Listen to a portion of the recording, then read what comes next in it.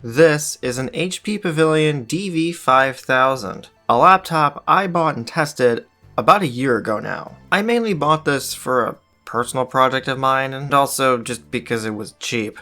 There isn't really much else to say about it. It's an incredibly boring laptop from the Windows XP days. It also wasn't particularly high-end, and in fact, as far as these HP media laptops go, it was quite the opposite. But for that video, I did upgrade a few parts on it. Everything except the CPU, which is an Intel Core Solo T1350, a single-core CPU clocked at 1.86 GHz. This CPU probably would have been fine back in 2006, especially for Windows XP, but it's obviously shown its age since then.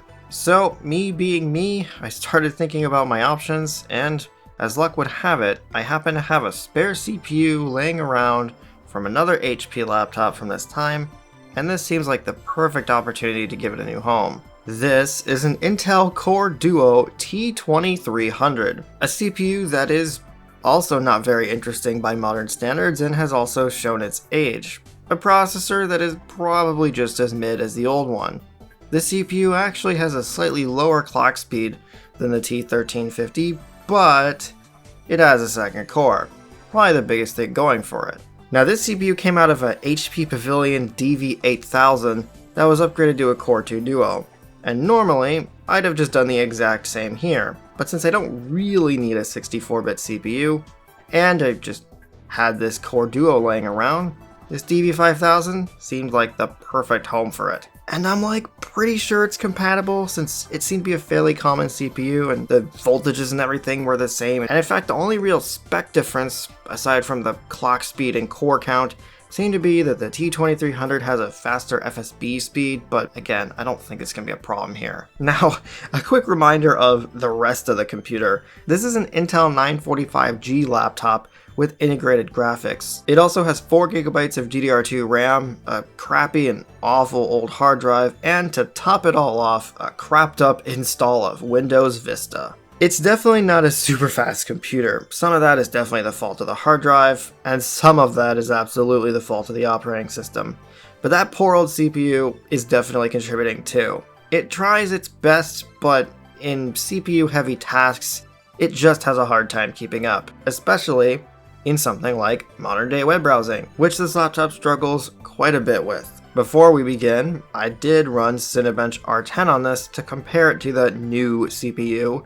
In my list of things, unsurprisingly, this Core Solo scores near the bottom, though it's still higher than that Celeron M from a few weeks ago, so at least it has that going for it. Also, notably, this thing is surprisingly loud for having such a low-end CPU, so perhaps this thing needed some new thermal paste anyway. So, will this slightly better CPU really do much for this machine? Well, maybe. Only one way to find out, I guess. Now, of course, the first thing to do with any laptop before you take it apart is to cry about it for an hour. The second thing is to remove the battery. With this laptop, there isn't a choice. This thing is held together with a ton of screws, including some underneath the battery, as well as under both drives and under the RAM door. Of course, HP being HP, this laptop does not provide any access to the CPU or heatsink, and frustratingly, you can see it's so close, but because of that, this entire thing will have to be disassembled, and I mean all of it. This laptop, like with many laptops from this time, requires the palm rest to be removed in order to get access to the motherboard. But again, HP, being HP, they go one step further by requiring the display to be removed in order to get the palm rest off. With all the screws removed, there's a small piece of trim that houses the hinges and the Wi-Fi toggle, and it was super tough to remove. It was just not coming out before I realized I forgot a screw holding it in. Oops. The keyboard comes out next. It's actually a combined unit with the power button and other media controls, which is kinda cool, I suppose. Next, the display comes off, and I was about to freak out because I thought the hinges were made entirely out of plastic, but they just appear that way because the metal has been painted or something. Or maybe that's just how it is naturally. I don't know what metal they used. Finally, a lot more screws later, and after disconnecting the touchpad cable, the palm rest can be removed, and now the motherboard is exposed. There are only 4 screws holding the board in, but there are a few cables for I/O that had to be unplugged, including one for the DC jack, which is really hard to access and unplug. But finally, after all that, the board can be freed from the machine. I've never taken this machine apart this far, but it looked surprisingly good inside. Not much dust or anything. Honestly, I was expecting far worse. I couldn't be bothered to count exactly how many, but this thing used a lot of screws. And of course, there are a lot of different screw types. So here's the CPU heatsink. I have to admit, I had no idea what I was looking at first. It turns out the heatsink itself is being covered by this plastic sheet that they've used as kind of like a seal for the heatsink. That's gonna be fun to try and bend back out when I have to put this back together. This heatsink itself is just this tiny little thing. It sits in this like fan mount frame thing that screws onto the motherboard, and it was a huge pain to remove. At least the heatsink and fan, like the rest of the laptop, weren't full of dust or anything, other than just a little bit on the heatsink itself. So I will say, this entire thing is surprisingly clean for its age. We can finally get a look at the CPU and chipset. There's also a spot where a GPU could have been equipped, but this is a 2006 laptop, so it's probably a good thing it doesn't have one, to be honest. There was, unsurprisingly, barely any thermal paste on this CPU, and it seems to have been a little runny or something at one point. I don't know what quite happened here. I did check to make sure the new CPU fit in the socket before I cleaned off all the old thermal paste, which was really tough to remove, probably because it's 20 years old. So that's the process. I guess now to reassemble this machine, just play the last few minutes in reverse or something. This thing is really a pain to take apart, to be honest. This heatsink and fan design sucks in my opinion. This entire thing is definitely complicated. For somebody experienced like me, it's not too hard to figure out, but this definitely does not seem like a job for beginners. Sadly, this is still far from the worst HP laptop I've had to take apart. Some of the later TV series laptops suck a lot more to take apart. Before I put this entire thing back together, I wanted to make sure the CPU worked and that the computer itself still worked. And not only did the computer still work, the new CPU sprung right to life. Perfect. Some more reassembly later, it was back together enough for the first real test. I noticed while resetting the BIOS settings, we gained an option for virtualization technology with this new CPU. Not that I'll ever use it, but just thought it was kind of interesting. There isn't really much else to say after that. Everything just worked fine. Windows installed the processor successfully, which was nice of it, I suppose. Before I crashed for the night, I wanted to do some basic benchmarking just to see where we were at. The less serious one was the built-in Windows Experience Index, just to see what kind of numbers it spat out. This is not something I expected to change too much since it was already graphics limited in the first place, but I did expect the CPU number to increase. The old CPU scored a 3.7, while the new CPU scored 4.6, a noticeable increase.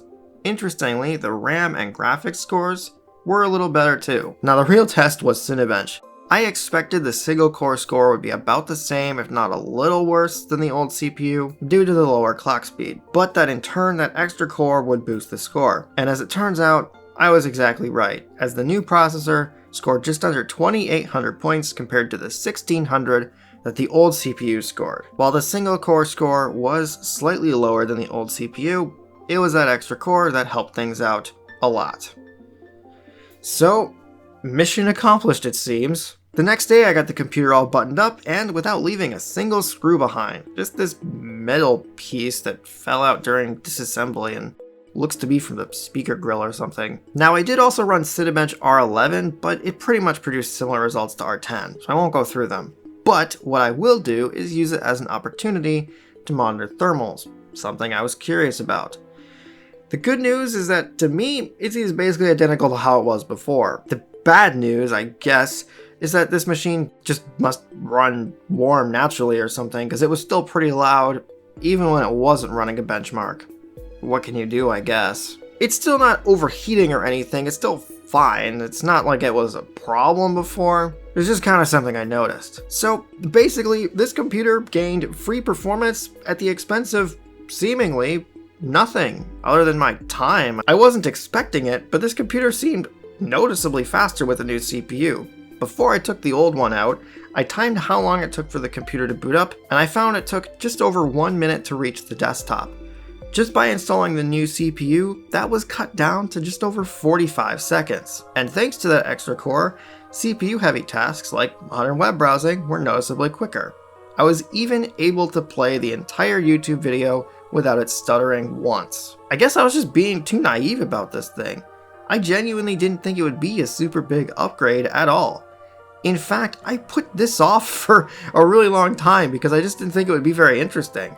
But it seems to have pretty much transformed this computer. And that's just with a Core Duo. Once again, I could definitely go even further with a Core 2 Duo.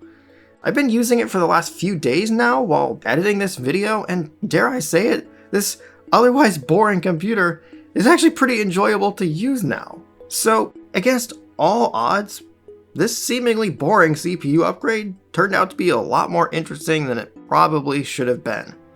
For a CPU I called mid at the beginning of this video, I have to say, I was pretty impressed.